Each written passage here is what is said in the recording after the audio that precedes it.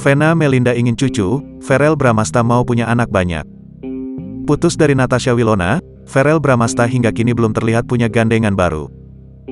Di samping itu, kriteria wanita idaman Verrell Bramasta kerap jadi sorotan. Sempat mengaku tak suka cewek punya rambut ketiak, ternyata Verrell Bramasta juga ingin punya banyak anak. Hal itu disamaikan oleh sang ibu, Vena Melinda. Kepada Olla Ramlan, Vena Melinda mengaku selalu mendoakan Verrell Bramasta agar mendapatkan jodoh yang seiman. Di titik yang sekarang aku hanya berdoa mudah-mudahan dapat yang seiman, ungkap Vena Melinda.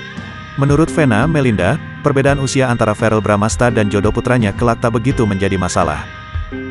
Mau dia umur berapa asal nggak kejauhan juga ya? Tanya Olla.